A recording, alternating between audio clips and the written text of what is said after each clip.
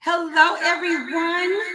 It is time to get started. I'm so excited about tonight. Let me make sure that everything is working properly. If you can hear me, put a number one in the chat. We are sending out the links to everyone just to make sure everyone can hear and see correctly. Go ahead and drop in where you are joining us from today. Yay, yay, yay. We'll be getting started in just 1 second. Yeah, there we go. We got a little light. Yeah, drop in where you are tuning in from. Thank you, team, for making sure that everything is working properly. We're going to send out the link. Hopefully, you got your reminder emails, you got your VIP pack, and you're ready to go. Oh, I see my home state in the house. Hey, Dallas. I see Memphis. You know, Memphis love us. Cedar Hill. Let's go. Let's go. Houston is in the house. Keep it coming. Do me a favor. If you are joining us live, you have an accountability partner, you want someone to join us because you know that the information we're going to be giving tonight is going to be super lit. We definitely invite you to make sure that you holler at another child care owner. We're going to be talking about something serious tonight. Yes, let's get it started. Hey, hey, hey. I see Pearl River, Louisiana. I love it. I love it. Christina, if you will do me a favor, if you'll drop the link in our Elevation Mastermind group, that way that they'll know that we're on. We want to make sure that everybody is in it to win it. How many of you are so excited that we are going to approach one of the problems that's plaguing childcare? So I want to get to know you a little bit better. If this is your first time meeting me, welcome, welcome, welcome. I hope over the next 3 days that you will totally use the strategies that are given here to make sure that we change the narrative in childcare. So how many of you can say 100% the staffing crisis has hit your center in one way or another? If so, put yes in the chat. If you can be honest and say, listen, staffing has been a struggle. We're getting through it. We're making it happen. But listen, staffing has been a struggle. If that is you, go ahead. Somebody said, I don't even know what this number is. I think this is 10,000%. I love it. Thank you, Michael. But how many of you know we still have to change the narrative? We have a business to run. We have hurdles to overcome. And that's what we're here to do tonight. I'm very excited to see some new faces and some old faithful faces. So if this is your first time joining us for any challenge at all, this is your first time, please give me a number one in the chat. If this is your very first time, put a number one in the chat. We want to get to know who you are, right? We want to get to know who you are. We're all here for the Childcare CEO Staffing Challenge. Oh, good. A lot of number ones. Well, welcome Cynthia, Patricia, Matoya, David, Michelle. I think this is Yushika. Maybe I hope I got it right. Yushika. Listen, the phonics is funnicking. Hello, hello, hello, all of you. And now, where my day ones, my real ones? I see one of my real ones on. Hey, Miss Stacy, I love it. I love it. If you've been here for a while and you are a true childcare millionaires family member, just put fam in the chat because what you're gonna Yashika, I got it. I got it. You know what? That's all that learning I got in school. That's all that learning. If you know that you are fam, go ahead and put fam in the chat because what we realize is that literally about every 6 weeks to 2 months, we need to come back and just reinvigorate ourselves, reinvent ourselves, see what the problem is, see how we can, expand our business, how we can grow. And there is nothing wrong with that. So I really wanted to do another challenge, y'all. I wanted to talk about something totally different. But every time I would talk to someone on a one-on-one, or every time someone would tell me the reason why they were not growing, It all came back to one thing, right? It all came back to one thing, and that was staff, right? That was staff. And every time it was a reoccurring thing. You know, if I had the right staff, or if I had dependable staff, or if I had more staff, if I had staff that I knew was going to stay, I would do these things. How many of you have felt those feels? If you felt the feels about the staffing crisis, you know it's okay to admit that you felt the feels. It's just not okay to stay there, okay? So if you felt the feels, hey, Sheena, that's real fam right there. Hey, Priscilla, if you felt the feels and you know that staffing is something that you really need to overcome, that's why we're here tonight. So let's go ahead and get started. I got all of my devices going. I'm looking at all of the comments. Y'all keep the comments going. Keep tagging people. Do me a favor right now. If you're fam, if you know that you're going to learn something, go ahead and share this video. Now, for those of you who are earning your respect, I'm going to give you a few minutes. But I guarantee you another CEO is going to really appreciate if you'll share this, because it's for childcare. But really, if you're in any industry and you're a boss and you deal with people and you need staff, tonight is for you as well, okay? Tonight is for you as well. Let me know when you shared the video so I can see where the ones at who love me. Now, I got to go ahead and give my disclaimer. The materials that I'm going to present tonight is copyrighted. You can use them for the growth of your business, but we do ask that you not redistribute them, reproduce them, or sell them as your own work, okay? So I know that we can attest to that, but I got to say it. The legal team said so. But now I'm ready to get down to the nitty gritty of what we're going to be talking about over these next night. Now, what can you expect? These are some success tips that we want you guys to definitely do. Set your alarm clock for 6:55. I'm going to start this video every night at 6:57. So you have enough time to find it. And we try to send out the exact link to it as well. Have your challenge pack ready. If you don't have it, you can grab it at Childcare CEO VIP. You can grab it there, bit.ly, Childcare CEO VIP, and we will go ahead and get that in the chat for you guys. We expect for you to do your daily assignments. There's nothing worse than you coming to get help and then you don't even use the help. So I need everybody to promise that you are going to implement. And if you promise, go ahead and put promise in the chat. This is not all about us coming just to talk. This is about us implementing. We have to be implementers. So if you promise that you're going to implement, I didn't say all, but you're going to implement the things that resonate with your business. I need you to put, yes, I promise in the chat. Y'all keep it coming. Y'all are doing good. Y'all are doing good. Yes, Childcare CEO VIP is the link. We sent those out to everyone today.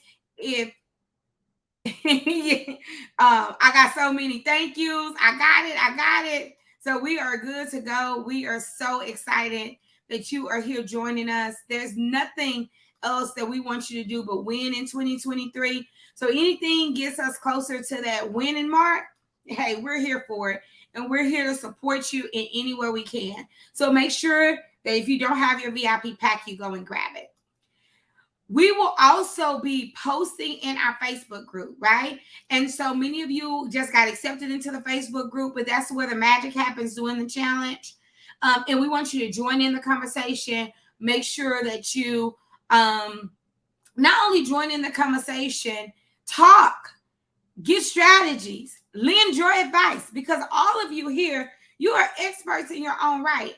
I'm not the only person that has experience here.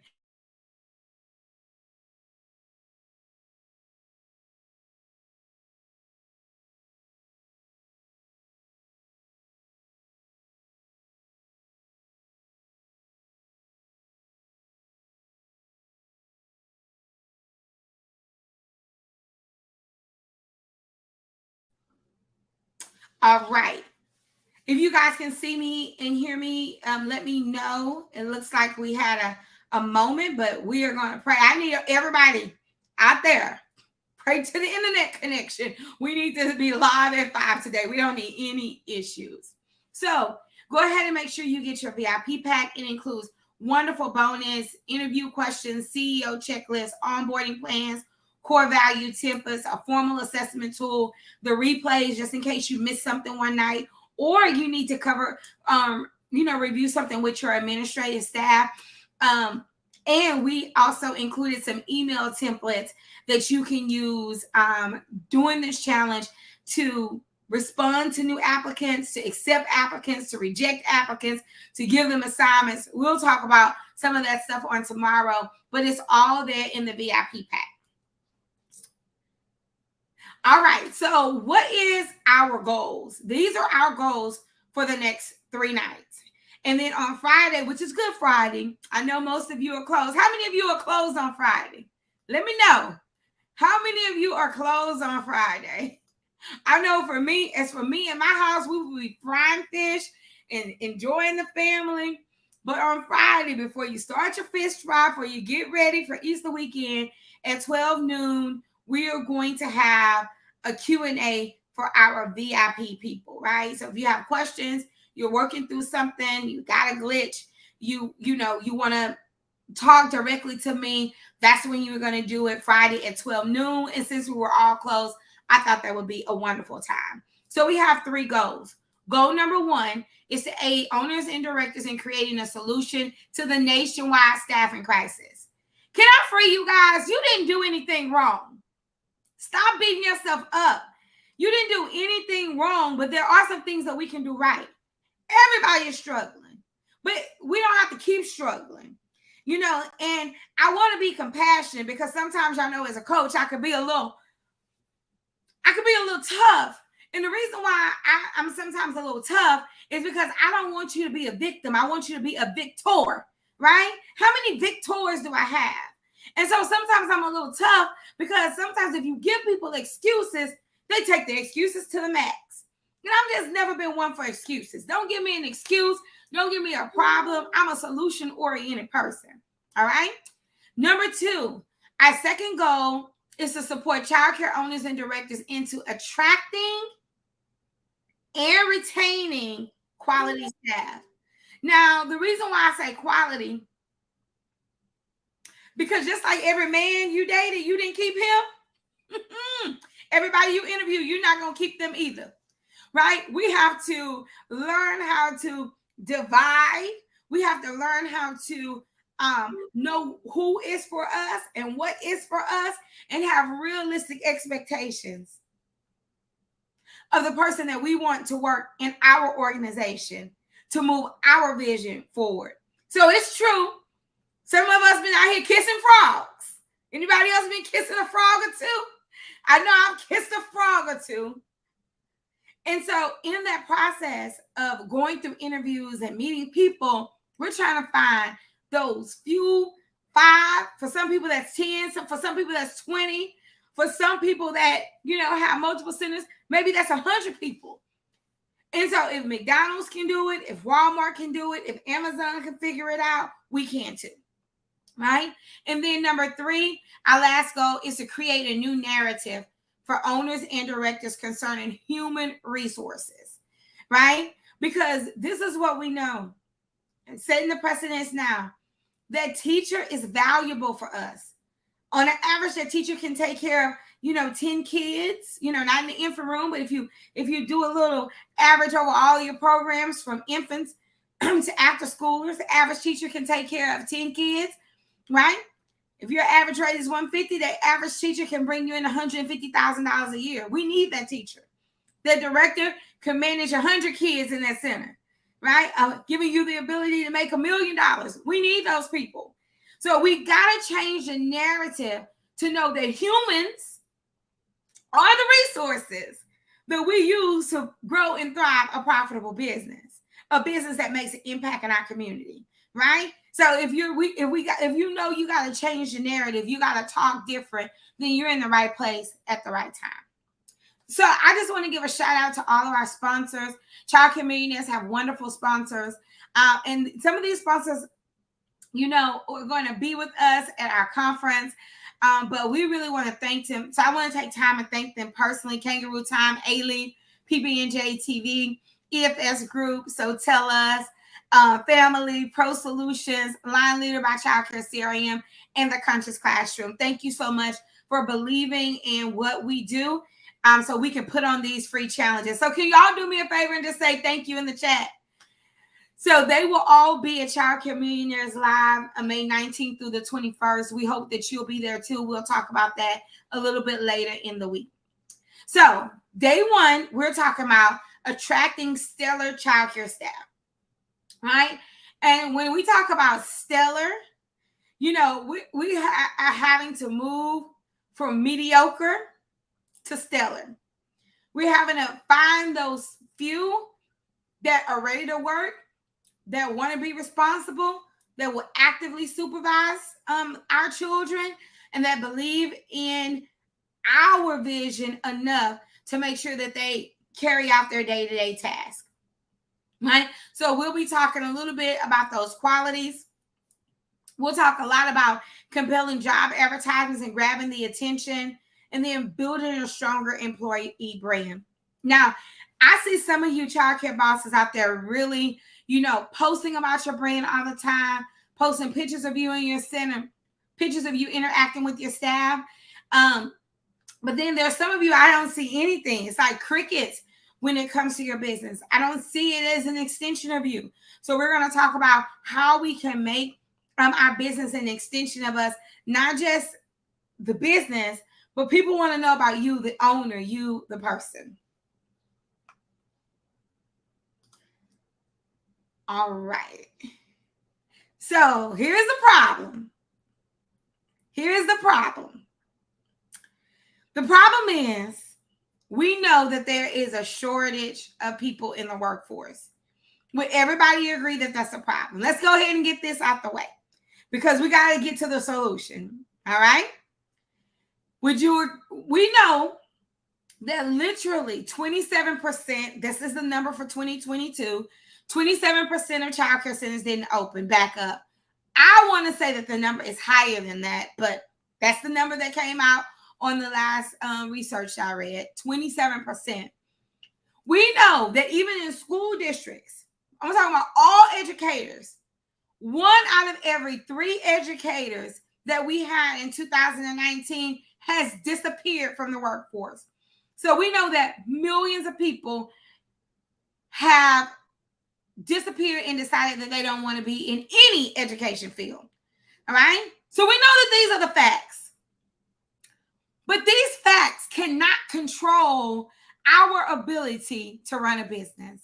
So my pastor always says, she's a little colorful. Sometimes preachers I deal with, they'll say, the truth is not always a fact, and a fact ain't always the truth. I don't really know what that means, but I think I do in this case.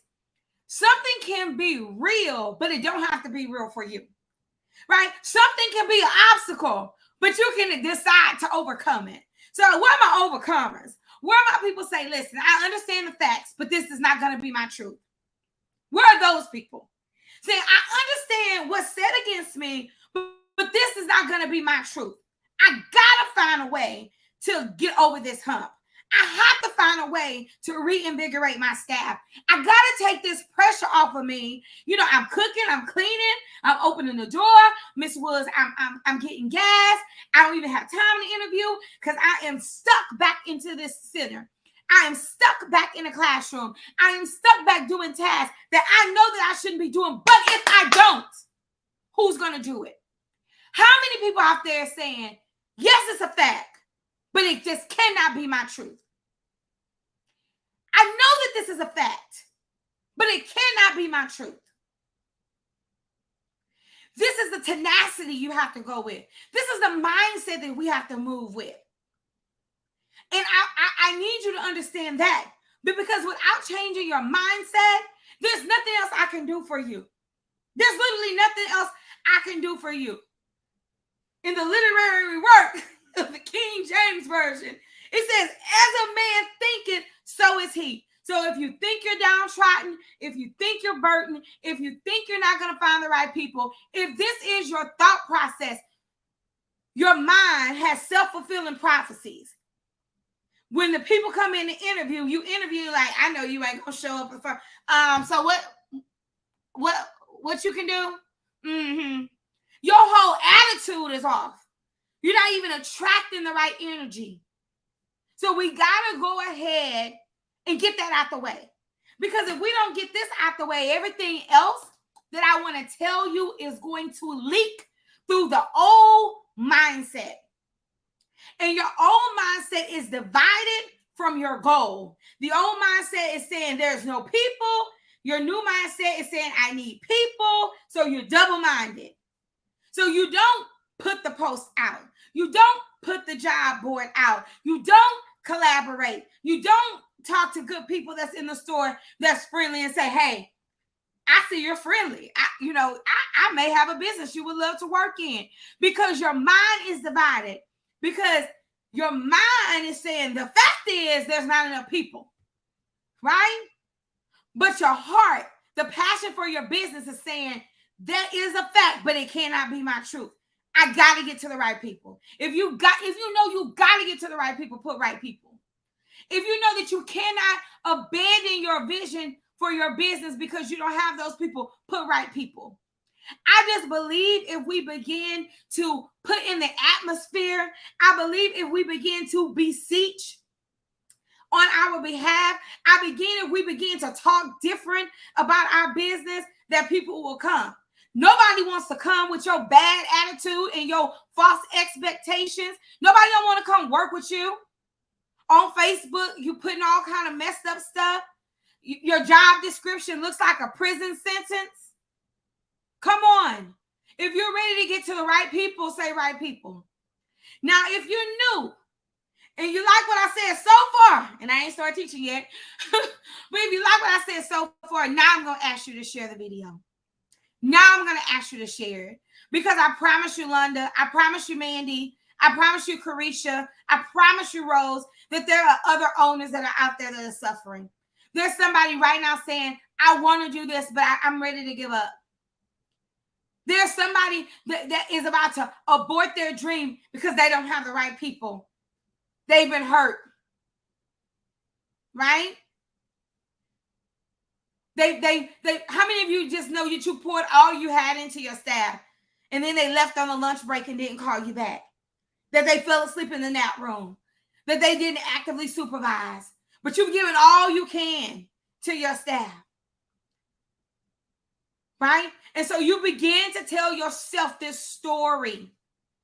You begin to tell yourself this story that there are no more good people, but you're good people. And we got to find the other good people. I know it's a fact, but it cannot be our truth. I know it's a fact that the workforce is low, but it cannot be our truth. So now that we got a mental shift, right? Now it's time for us to do the learning. We know there's a shortage of staff. We understand that childcare is missing 100,000 workers, and there's no guarantee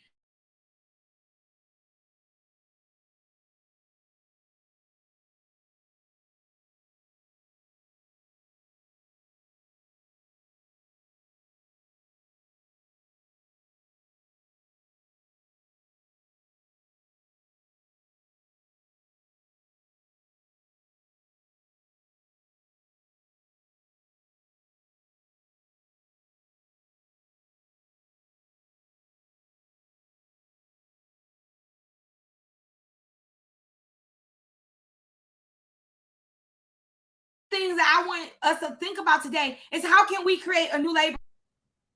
Okay, looks like we're back. I'm not sure. It says my signal is good, but we're going to keep going. So if there is a moment that we're frozen, just ride with me, because I'm not going nowhere.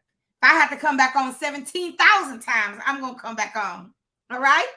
So let me know if you can hear me again. Good. If we freeze for a second, just say, y'all, she's coming back. She's coming back. She's coming back. All right. So we know that we have this struggle, but we have to really say, how can we create a new workforce? How can we go out of our normal people that we're normally attracting? How can we find new people? How many of you have had to close a day? You literally have had to close a day because of temporary labor shortage. She say, I'm temporary closed. You've seen it on several businesses. But again, it's a fact. But it cannot be our truth. It cannot be our truth. And some of us have been forced back into our classrooms and we're thinking, I love the kids. But this ain't where I'm supposed to be. Anybody been singing, how did I get here? I'm not supposed to be in this class. I'm not supposed to be in this kitchen. I'm not supposed to be on this van. But we do it because we love our business, right? But the truth of the matter is, how did we get there? I want you to know it's nothing that you did wrong, but it is some things that we can do right, you know? And a part of that is aggressively and actively making human resources and recruitment a daily practice into our business, right? A daily practice, because we know you will fail at your job as a CEO if your job has turned into a teacher. There are things that literally we have to do as owners and directors that we cannot do in classrooms. Who is supervising? Who is managing? Who is making sure the vision is carried out if we're in the wrong position? So we know that this is the truth. I want you guys to watch this video. I think this video explains perfectly where we are.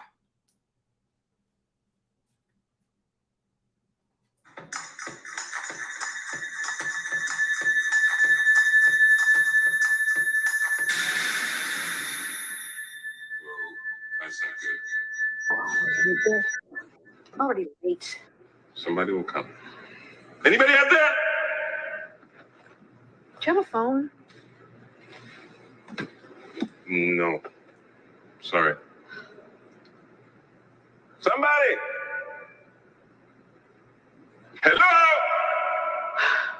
There are two people stuck on an escalator and we need help. Now, would somebody please do something?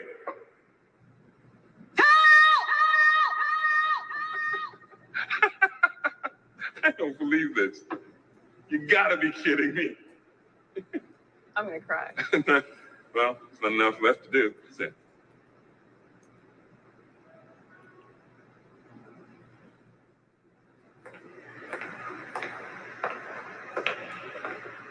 Hello?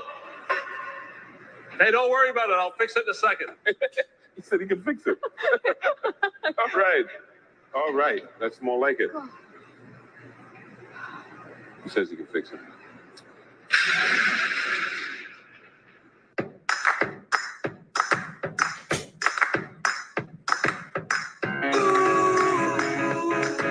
Walking down the sidewalk, kicking my feet as I move to the music. Step to the beat. I woke up today, canceled all my plans, and I stepped right aside with my guitar in my hands, and the notes became alive. The sound caressed the air, and I kicked it up a notch as I strolled without a care, 'cause I'm going down the road to a brand new place, and I'll get there with a smile. How many?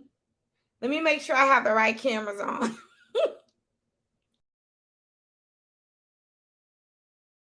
How many of you have felt like you've been stuck on that escalator? How many of you have felt like the people who are supposed to help me didn't help me? I got grants and that still didn't help me. I got a consultant and that still didn't help me. What could they have done? They literally could have dispelled the fact that they were stuck on that escalator to the truth that all they needed to do is take a step. Where are my people that are willing to take a next step? Where are my people saying, you know what, I tried this, but I'm ready to try again. You know, I don't want to give up because it gets hard. And somebody was supposed to come and fix it. My assistant director was supposed to help me. And they're screaming in the background, help! Just like me. changing the narrative about what we're saying. I got some people saying, hey, that's me, Brandy. That's me. I'm right here. This is me. Yep, this is me. So now we're deciding to do something different. The reason why you're here tonight, the reason why you're taking time is because we're at the space where we say, now what? What do we do now? So I want to give you guys some practical steps. If this has been good to you so far, if this has been great for you so far, just say, I'm ready, Brandy.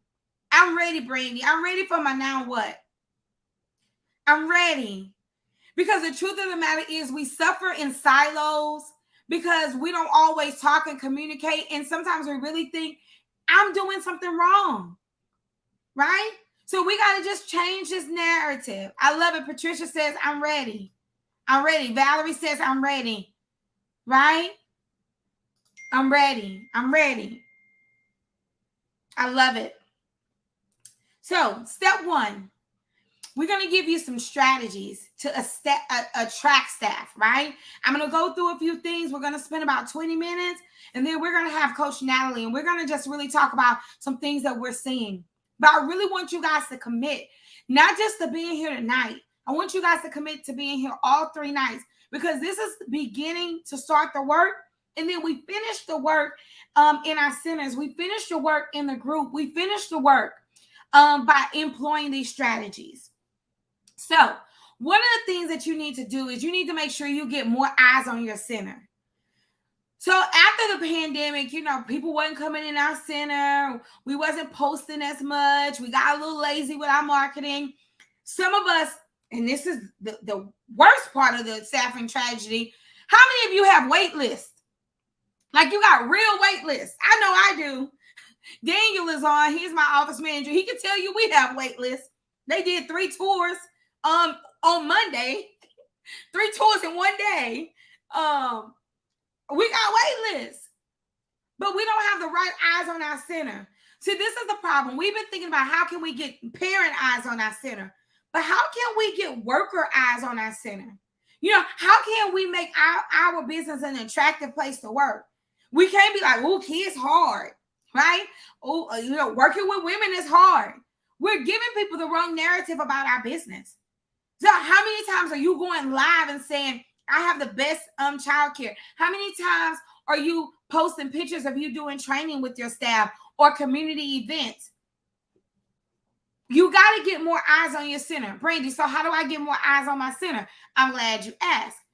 One of my biggest failures in this season was like cowering down, right? I'm going to be very honest with you.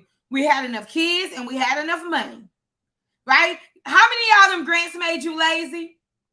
L-A-Z-Y-E, lazy. How many of you that grant money made you lazy? So you was like, if I don't have enough staff, I'm just going to take these few kids because I got a little change. How many? Just be honest. It made you lazy. But I'm going to tell you, one of my biggest failures was marketing my business only to parents and not to potential workers. Now I'm marketing my business more to the workforce than I am to parents. Because guess what? Parents going to come. 10,500 babies are happening every day. Literally.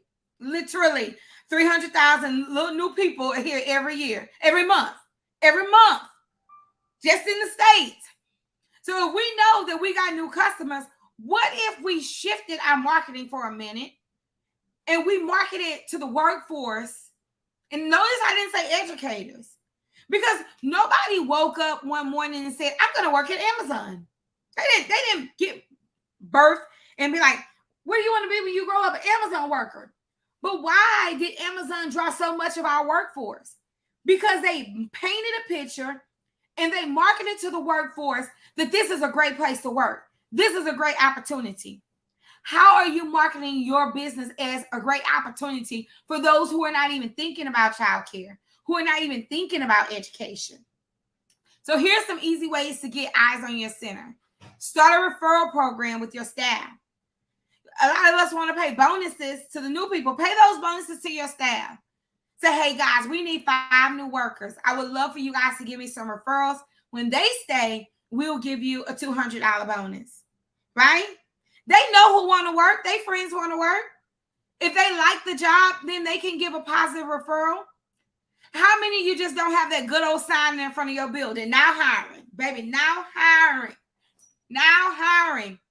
And then if you put multiple positions on there, you know, teachers, aides, cooks, you're going to get a variety of people, right? And I hate saying no experience needed, but it's no educational experience. We have a training program. One of the biggest groups I market to is the parents of teenage children that are about to get out of high school, or they're out of high school, or they're in college and they need a job. Because, baby, when you don't want a job, your mama wants you to have one. So when you say we have a training program, a paid training program, right? We have a paid training program. We have tuition reimbursement. We do for our college students a tuition reimbursement, right? It's not a lot, but it's $500. But these are things that will make a parent stop and say, girl, you need to go up there till it takes a village and apply.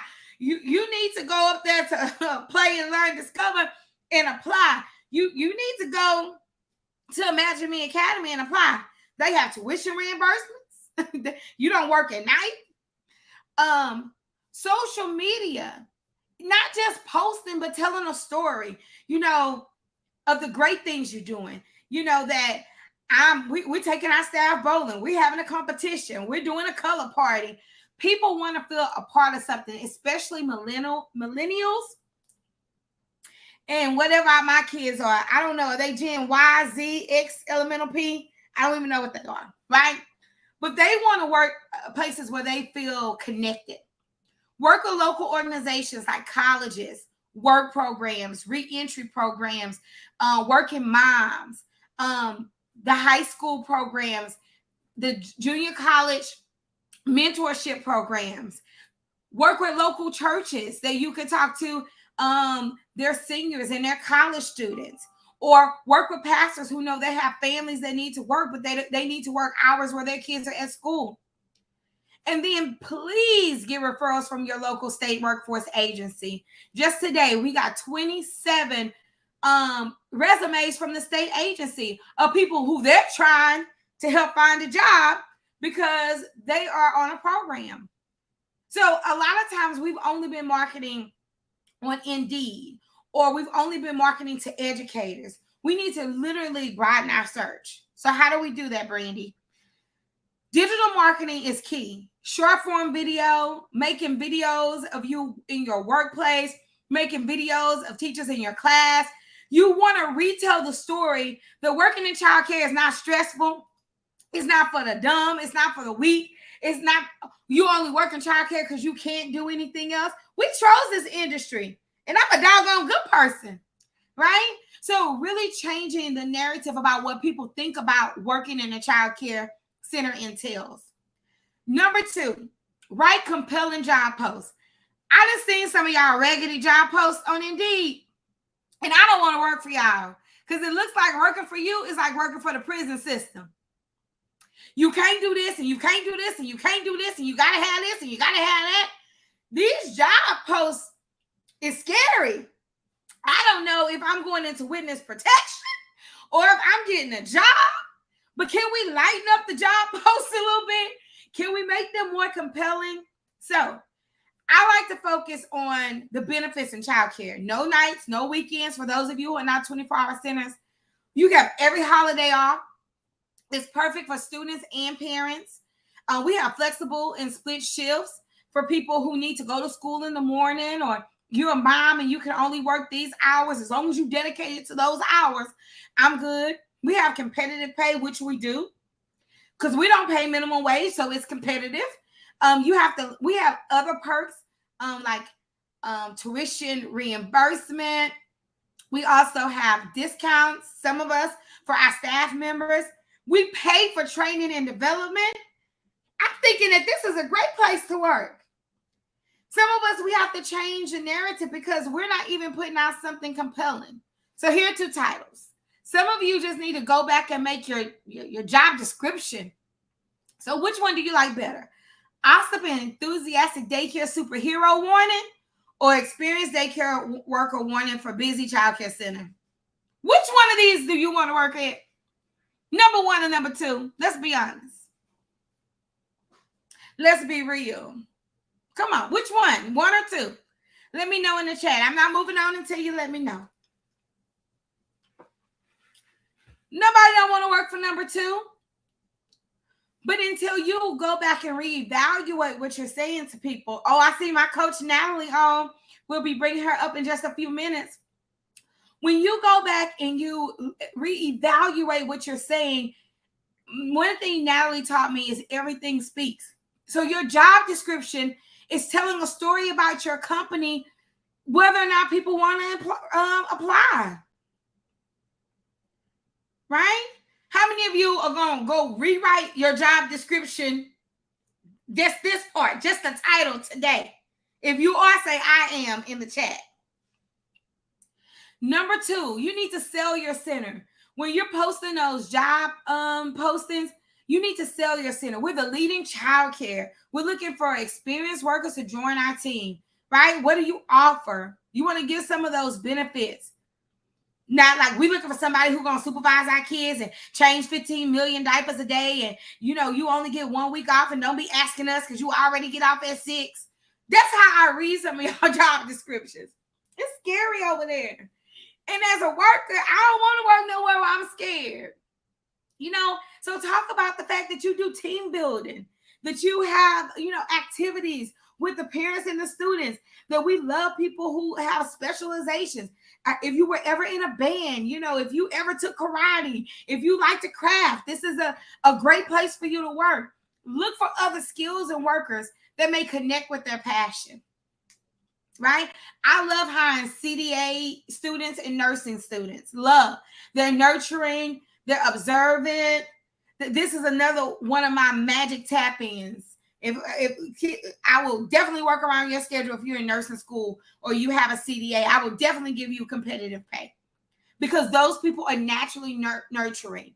So we think about educators, but think about other fields that love to nurture as well. Right? Number 3, job posting secret. The job market is competitive. So if you wait to follow up with a person or you don't respond, that's rude. That's rude.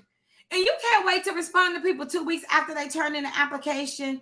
You want to respond to them quick. They say the early bird gets the worm. The squeaky wheel gets the oil. The person who responds to them first is going to get that applicant. Right? So you being passive and lazy is not going to get you to attract those people that are great workers. They apply and 3 weeks later, you're calling them. My 4th and final job posting secret is set up interviews within 48 hours. Now, the interview itself doesn't have to be in 48 hours, but you want to schedule the interview in 48 hours. So how do I do this? We have set interview times. So I know every Thursday between 11 and 2, we're interviewing. Also, there are times when we have job fair days, right? And we let people know 20 people come at 12 o'clock. And that means it doesn't matter to us how many show up. But we do remind them. We send text message reminders. We do all of the things to get them there. Will 100% of people show up? No. But I'm not stuck on that escalator, right? I'm moving in the right direction of a solution. Saying, well, ain't no sense of doing interviews in person because nobody show up. Can y'all please stop these tied Zoom interviews? Because if they can't come to your building to do an interview, they're not coming to your job. You're being lazy. And one particular person knows what I'm talking about, and I am talking about you too. But I love you, and I love you a lot. But we have to get back to respecting our business enough to do in-person, need-to-need interviews, whether that's bulk interviews or we have people in slotted times. It's going to work in your favor. You can tell a lot about a person when they're in your space.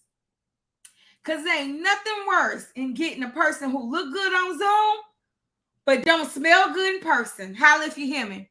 Holla if you hear me. I had a person who got me. And listen, I know people have dental work, but they came on, they interviewed, they had on a mask. Took out that mask and had no teeth. Zero. None. Zilch. You know what I'm saying? I need to see you in person.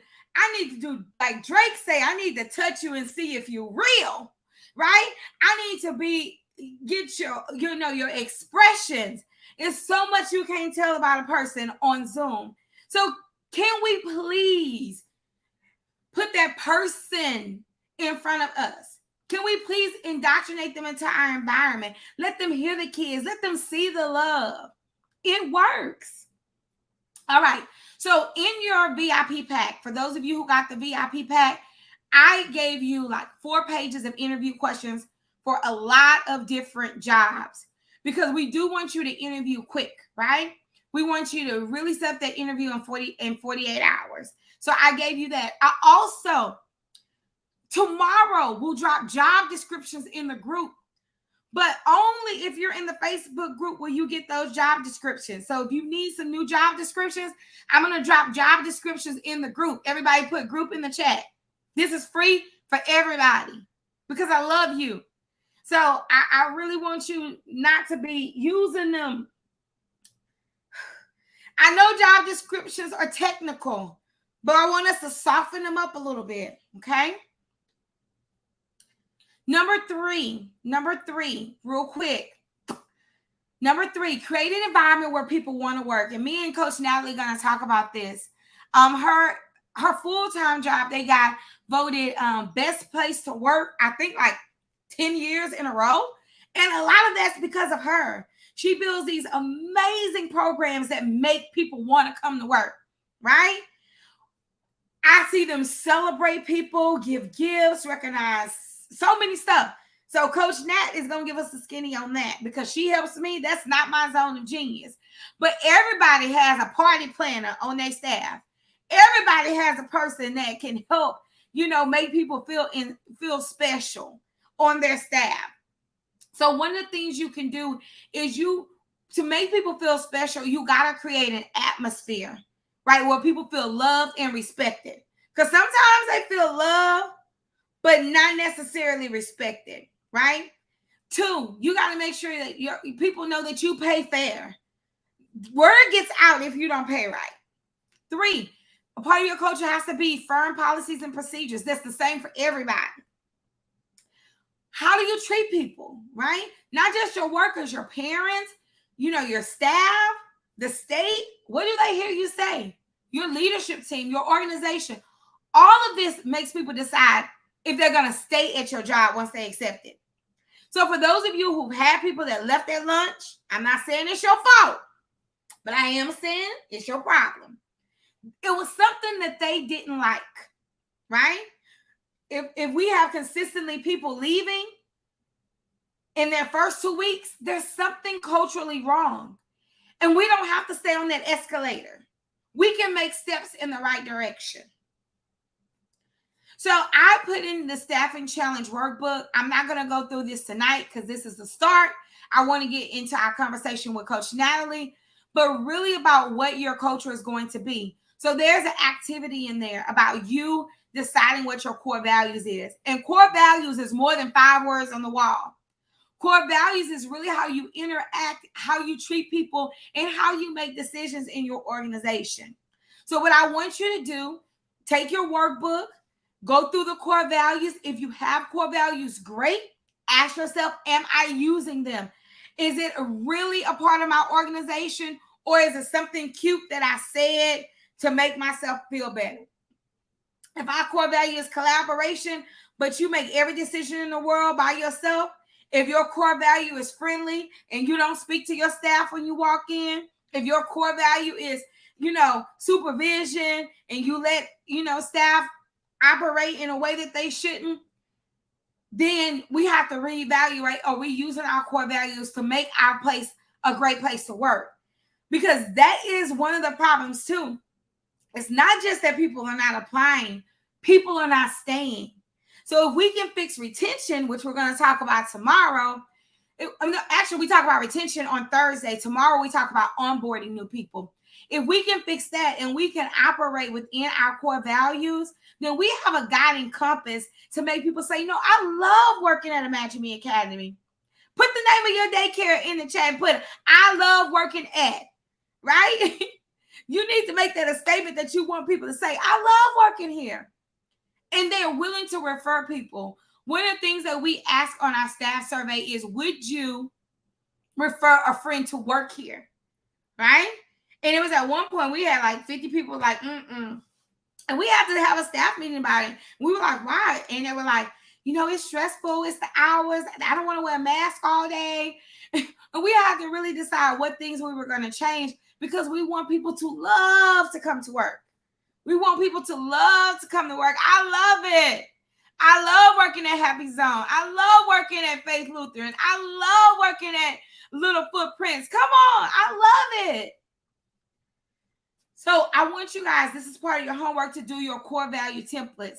I did not, actually, I should have, because I had it ready. We have some badges that you guys can earn. So I'm going to give you your homework. As soon as we bring up Coach Natalie, I'm going to give you your homework about what you need to do for day 1 to go into day 2, right? And let me give that to you real quick, and then I'm going to bring up Coach Natalie. Number 1, I want you to do 3 compelling posts for teachers, aides, or administrators on your job board. That statement that you put at the top, right? Looking for childcare superstars. That post. That I want you to come up with 3 of those compelling ones. I'm going to be looking in the group tomorrow for a good one to give a $25 Amazon gift card to. 3, I want you to display a now hiring in your building, online, and on social media. I don't care for right now if you have to type it on a piece of paper until you get something designed. I want you to put a now hiring sign in the front of your building, some kind of way for you to let them know. I want you to make sure it's on social media. I want you to go look at your social media account. Do you have any posts that you're hiring? Do people know how to apply for your position? Because a lot of you guys are only looking for job boards, but the local workforce is the people you really need to tap into. Research whether or not if your state has a workforce registry or other partnerships where you can pull applicants from. And 5 is to clarify your core values. Those are your assignments for night 1. All right. So if you guys are ready to bring Coach Natalie to the mic, everybody put, hey, Coach Nat. I'm here. Hey, Hi. Coach Nat. Hey, everybody. How we doing? Hear you. Oh, wait a minute. Wait. You got me. I can hear you. It's me. Okay. Hey, everybody. How we doing? I hope we're good. Hey, Brand. What's up, girl? It's going good. I'm so happy and excited to see so many people on.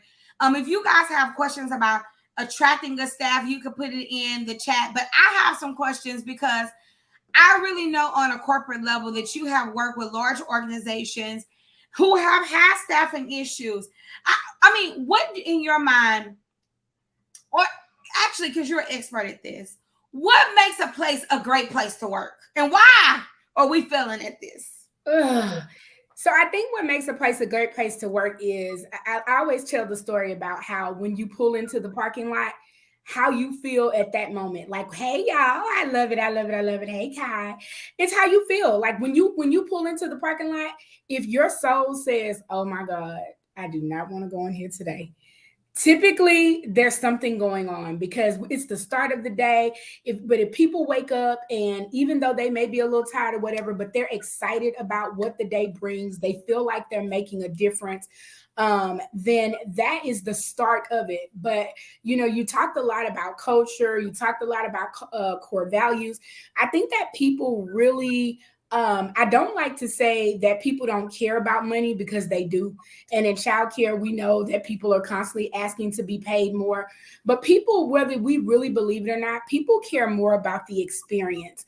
They do care more about knowing that they make a difference, that they're heard, that they're working with good people, they're working for good people, because the kids are seldom the problem.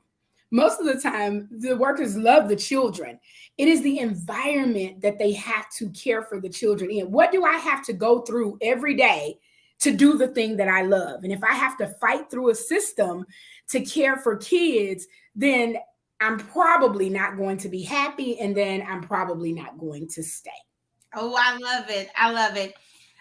So I hear this a lot, and I know that you coach some of our elevators that have multiple centers. But I don't think that I overwork my staff, but some of them feel overworked. How do we overcome? Because we know childcare can be hard work. How do we overcome that feeling of them maybe being overworked? That's an interesting question. First of all, I think that you have to have really clear, defined roles. And I talked about this with the people that I coach. Some of us have even sat down and looked at all of the duties that a certain position has. And we really consider whether or not, do they have enough? Does this person have enough? Is this person doing too much? Do we need to hire? But I think communication is the key. Right? Because in your mind, you may have a role and you think that, okay, based on what you think, this is what this person should be doing. But do you really have a sense of how much time they're spending on a task, how much time that they're spending doing something? Because sometimes people are overwhelmed because they don't manage their time well. And other times they're overwhelmed because maybe they really, really do have too much. But what I find is that we don't meet with our people. We're not talking to them one-on-one or in groups, so we don't really know. And it's real easy for me to just say, oh, Ms. Brandy, I'm just tired. I'm just overworked. The good question is, the question that you ask is, what does that mean? You know, when somebody says I'm overwhelmed, what does that mean? And another question that I love to ask is, so if you have a problem, give me your recipe for success. You tell me what it would take to remove this feeling from you. Now, I will tell you, sometimes that response will be realistic. Sometimes it'll be, well, I don't want to be in the nap room. Well, I'm sorry, baby. You got to be in the nap room. So that may not be doable, but it could be, Miss Brandy, do you realize that I'm in the nap room during nap time, and then I go from there to snack, and I go from snack to take the kids to the restroom, from there to take the kids outside, and then from there, I'm cleaning up, and then from there, I'm in the front meeting parents. And so sometimes it could be that you've overlooked that somebody's work day is overloaded, and that's actually dangerous. That's a risk, and we want to avoid those. And I love the fact you talk about meeting, because I believe, and I know we're not on retention, and I see y'all's questions about attracting people. I'm going to ask her that.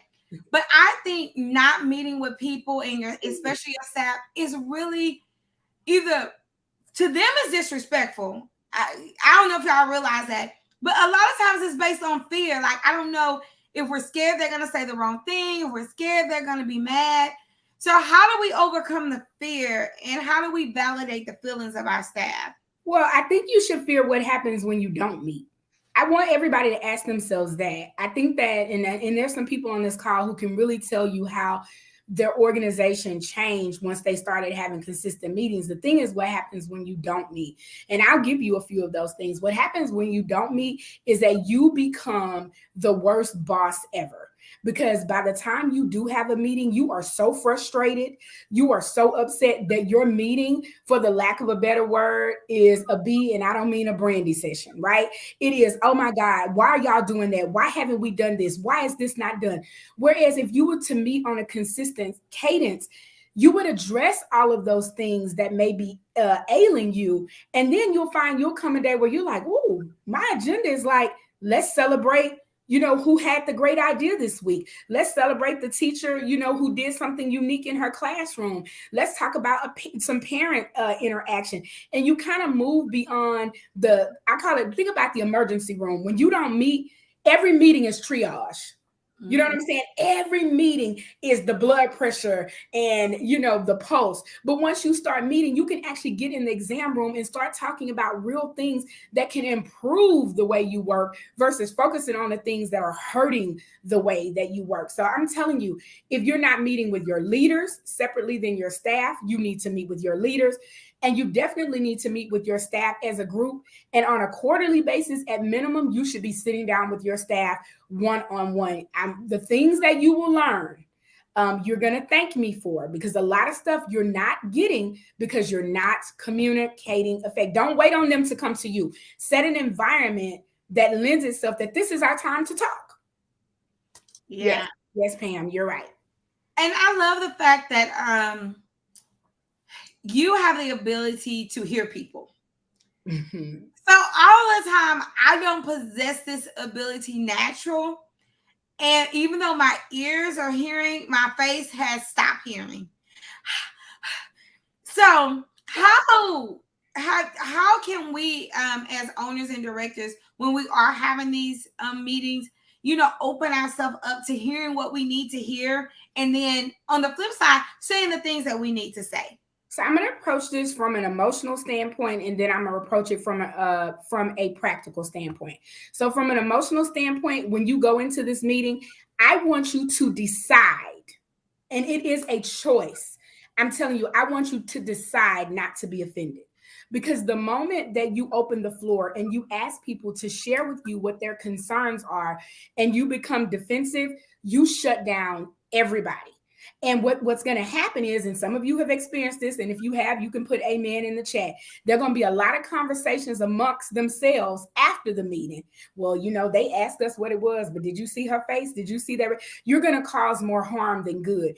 Even if you hear something that you just know, like, oh, I know that I have said this a million times. You have to decide not to be offended. Here's the tactical part. Well, I shouldn't show my notes.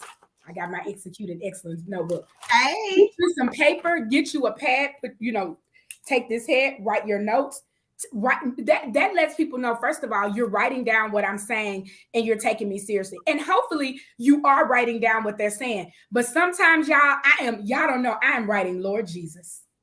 But you know what I'm saying? But it looks as if I'm taking up, and I am really taking us. But sometimes even I'm coaching myself as I'm listening, because our natural inclination when someone is speaking is to be forming our rebuttal.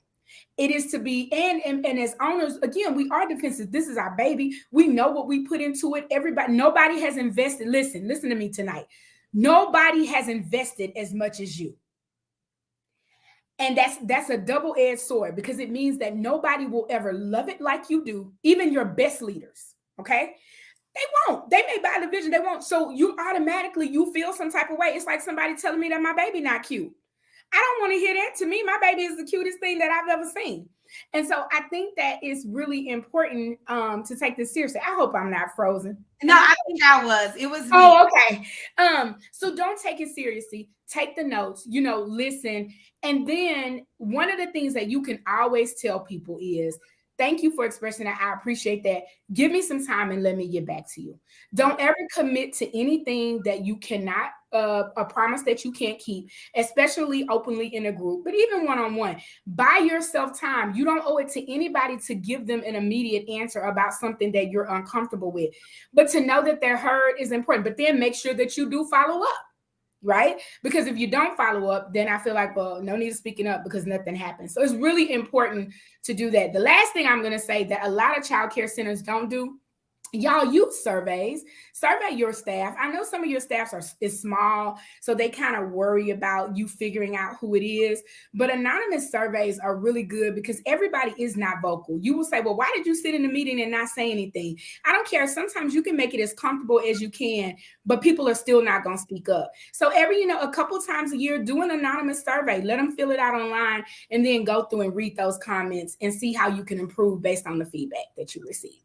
So I want to switch a little bit to when we're attracting good employees. And I want to start from the beginning, but I'm going to work the middle. Okay. A lot of us are losing in the interview, right? Because people find so much about us in the interview. How can in the interview we can make our business a desired place to work? Well, first of all, and I'm going to really take up from my owners here because I talk to them every week, and hiring is hard.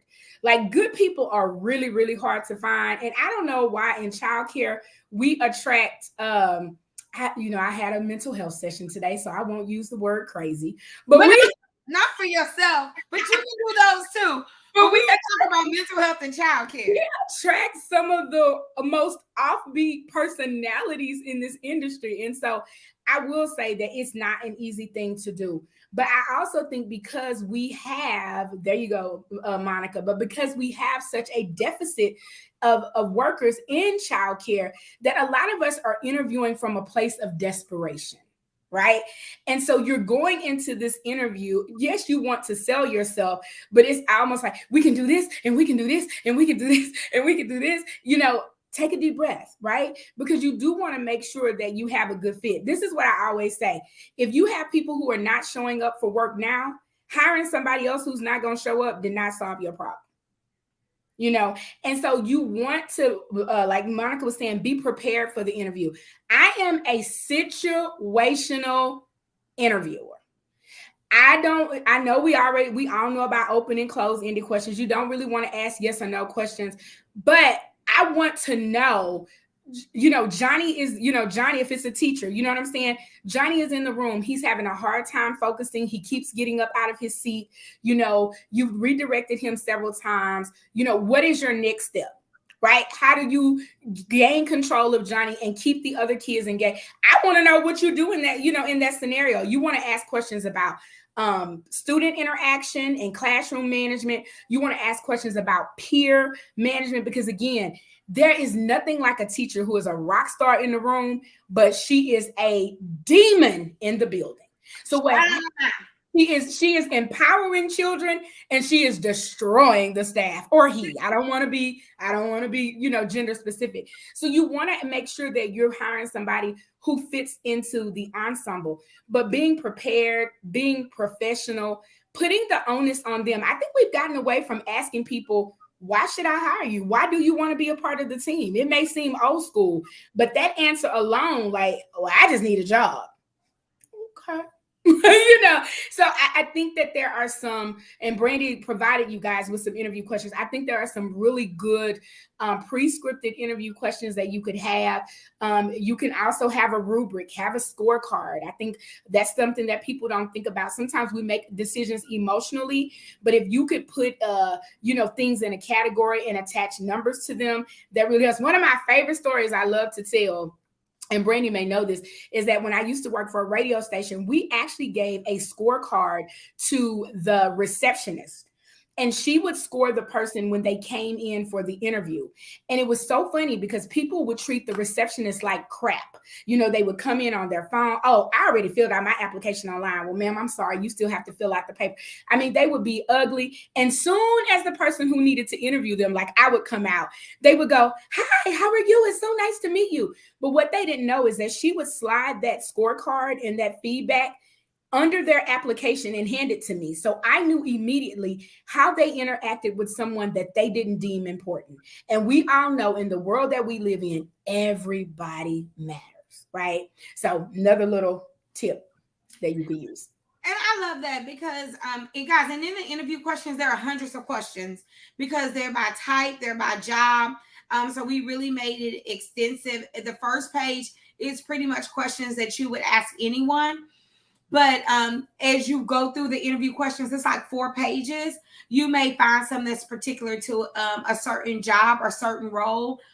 I always like to ask questions because people have had times they've experienced conflict.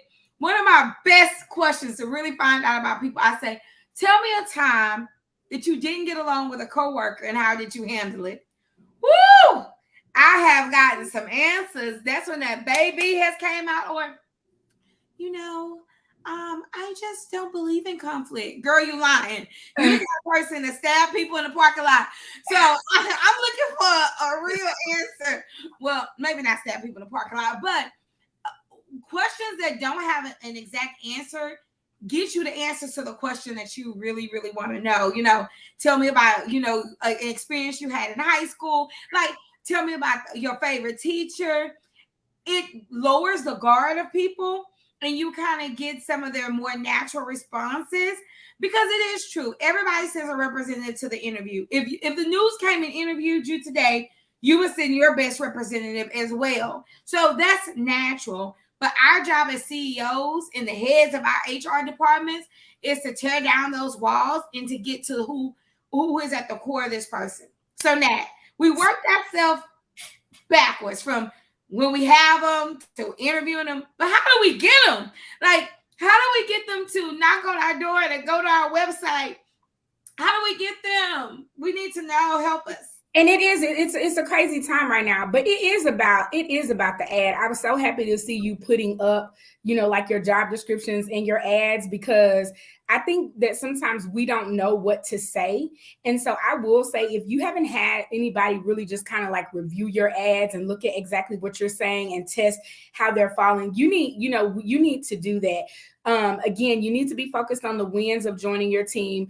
But I do understand that you could do all of these things and you could still struggle. And so I want you to really diversify your search. We always talk about the fact that you're always hiring, but, look really deep in your community. Keep reaching out, do everything that you can do, hit the colleges, hit the schools. Brandy talked about nursing programs, but it really can be a hard sell. But that ad is important because what you're saying sets the tone, for what is going to happen. Brandy mentioned some promos. You can run promos, for hiring, but I think that you just gotta hit the masses, and then it's a law of numbers. If you run in one ad, every month, that's not going to work. If you're not posting to your social media consistently, that's not going to work. If you're on Indeed, but you're not really drilling down to the zip codes and the areas that you're really interested in getting talent, that's not going to work either. And then above all, like I said, what is it that you are saying? I always ask, like, what's your magic? Like, what makes you special? And again, are you willing to bring in somebody who has a heart for the job, but maybe not all the skill, and train them? I find in childcare, we work better developing people. Because some of these people who come in with all these credentials, who can say, I've done this and I've done that, and some of them are great, but a lot of them are really difficult because they have this set mindset, and it's really hard to kind of shift people. So don't be afraid to groom and grow where you want to go. Promote from within. So as you're moving people up, you have room to bring in your entry level people, because nobody wants to be in a place where they can't grow. I love it. I love it.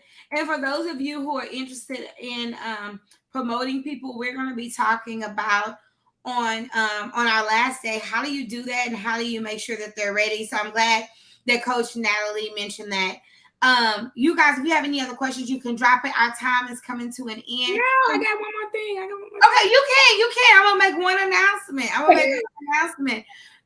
So we want you guys to make sure you have your VIP pack so you can do your homework. We're going to be posting homework in the Facebook group. Christina, if you will you drop the link to the Facebook group? If you're in the Facebook group already, put group. If you need to get there, put I'm not in the group. That way she can send you the direct link, because we do go and look at our comments afterwards. And also, if you haven't shared this video, will you please share it? Okay, Natalie, go. I'm back. Swinging it back to you. No, because I want to give this, we're very much on giving you things that you could walk away with. And tonight, Brandy has given you a lot, but I'm going to give you a little more game about your environment for free. Because there are a few things that I see when you talked about earlier, kind of how do I make this like a great place to work where people are knocking on my door and they want to work here? So the first thing that I'm going to say to you is clear expectations. I think a lot of people are very frustrated in the workplace because your rules are changing. You keep moving the ball. I really don't know what's expected of me. You expect one thing of Sarah and you expect something else of Sally. And so now you're creating an environment that is toxic. It's not fair. It doesn't work, right? So you want to set clear expectations of what I'm supposed to be doing, how I am compensated for what I do. If there is a raise structure or a promotional structure, a review structure, you want to be very candid about that up front and in the beginning. So clear expectations. Then that's clarity, right? But clarity is nothing without consistency, right? So you can be clear, but again, if you're late 3 times and you're supposed to get written up, and I'm on the 5th time and I'm not written up, then you're not being consistent. You're not following the standards that you set. And then the last part is appreciation and recognition, y'all. And this is where I see organizations really, really thrive. And owners, I'm going to encourage you tonight. Yes, it is important for you to say thank you. It is important for you to show gratitude. And it does not always have to be monetary. Because I think a lot of times we get caught up in bonuses and, vacations and gifts and all of that. It does not have to be. Sometimes it could be as simple as a handwritten note from you. But what I have discovered recently that I'm in love with, and that is peer recognition. Put a wall in your break room, put somewhere where employees can post notes to one another. You know what? Sarah really helped me this week. When I had a situation, thank you so much. She always shines. She shows up. You kind of put it in their hands, and you can even allow them, if you do employee of the month, you stop picking employee of the month. Allow them to pick employee of the month, because when you're not there, you don't know what happens. I promise you, Josie is real good when you walk through the door, but when you're not there, she may not be the nicest. But taking that appreciation and putting it in their hands, I always say, and Brandy, I'll stop with this. If you reward good behavior, you will not have to punish bad behavior as much.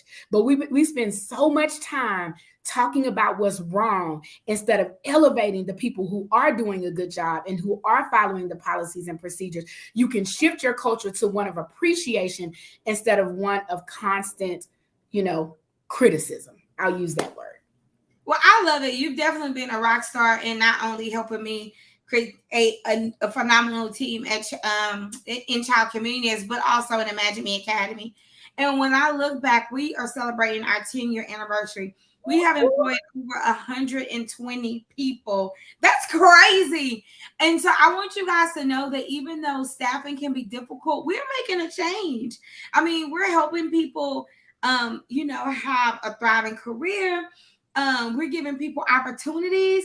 And I want you to know that what you're doing is amazing. You should pat yourself on the back for showing up in your community in such a way and taking the risk, because let me tell you, it's so many people who wish they were in your shoes. And I know our shoes are sometimes like boats, but I don't want you to discount the fact that you've done what so many other people wish they could have done. So let's just celebrate. Celebrate that. We want to celebrate that. So Natalie, real quick, can you tell them why they need to be a Childcare Millionaires? Because it's gonna be live and in living color. So first of all, you have to be at Childcare Millionaires Live because you get a chance, for those of you who have never met Brandy in person, you get a chance to do that. You get a chance to meet our team, which is really good. I can tell you, we're not those stuffy conference people. You know how you go to a conference and it seems like the host is like, Jesus sitting on the mountain and they don't come down and talk and hug and shake hands. We want to see you. But not only that, I tell you what, sometimes you have to do what you've never done to get what you've never had. And so coming into an environment like this, you are going to learn so much. And then you're going to be able to take that back and you're going to be able to really go to the next level in your business. You're going to meet like-minded people. All your folks are on here that are commenting. I see Simone, I see Key, I see Tamika. You're going to get to meet these people. You'll get to share. They meet up and do all kind of things outside of the conference. But more than that, it is an investment in yourself. It is an investment in your childcare business. We understand that if we don't open, America cannot go to work. And so we want to not only just be open, we want to be excellent, right? And so we want you to go from winging it to winning it. We want you to win. And part of that winning is being at Childcare Millionaires Live in Houston, Texas, May 19th through the 21st.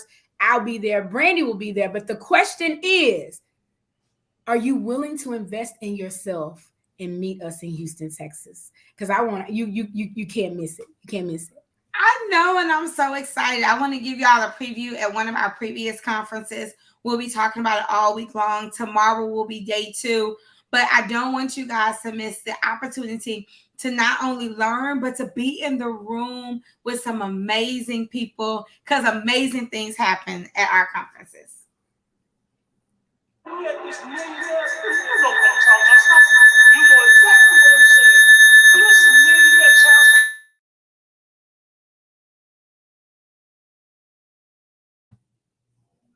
Go DJ Brandy. We're gonna try that again. You got it, Teresa. Invest in yourself. We love it. We have such a good time here. We learn so much. Learn how to do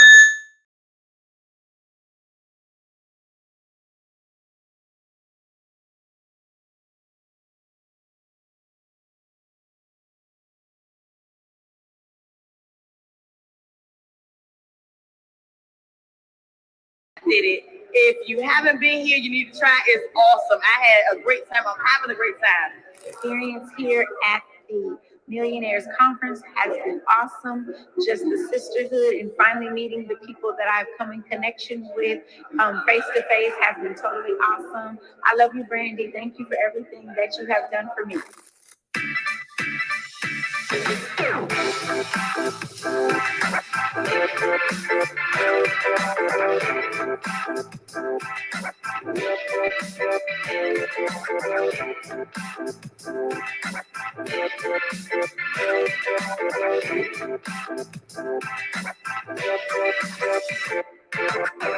There is nothing like the Childcare Millionaires Conference. Listen, every year you need to make sure you find yourself in the place.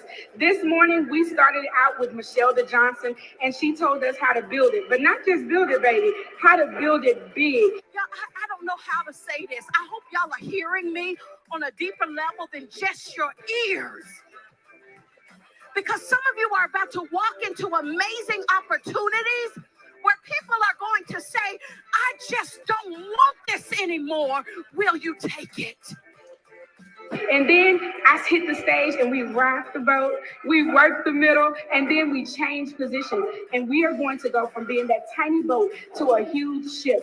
And then tonight we are going to party, party, party. And we invite you back to celebrate with us this year, next year, every year. Because at Childcare Millionaires, we constantly go to the bank, baby. A lot of times we hire low. We hire low and we expect them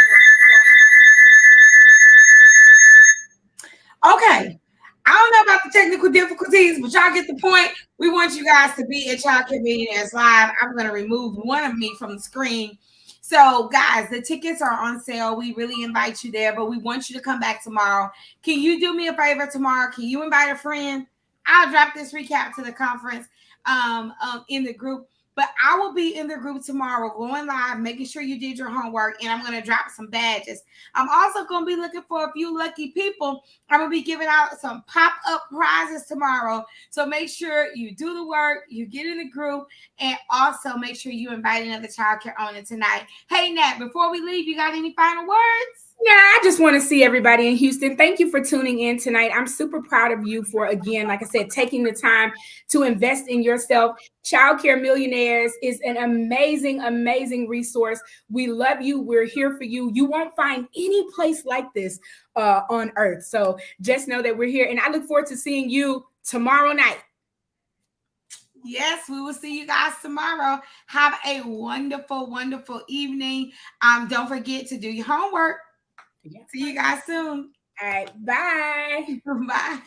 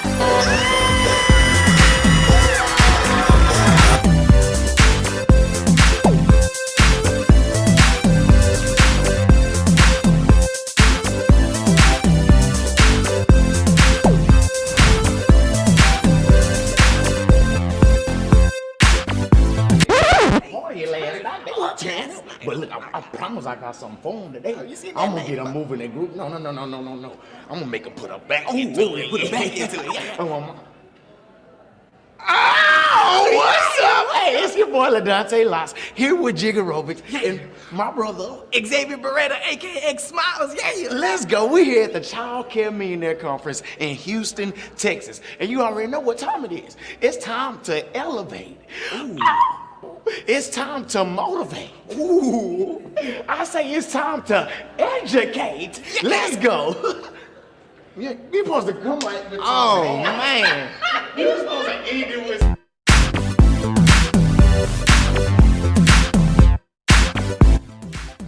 And that left us in like a certain situation where a lot of us, there was so much uncertainty. And this is what I'm gonna tell you. In times such as this, the number one thing you have to do is get around a community of like-minded people. Get around a community of people that are determined to reach success. Everybody say success. So let me ask you this. For the folks that have been in this community for a minute, did Brandy lead y'all over this last 12 to 24 months, or did she lead y'all? Give it up for her real quick. Was she showing y'all how to keep the centers open? Was she showing you how to get the grants? Was she showing you step by step how to get the kids in?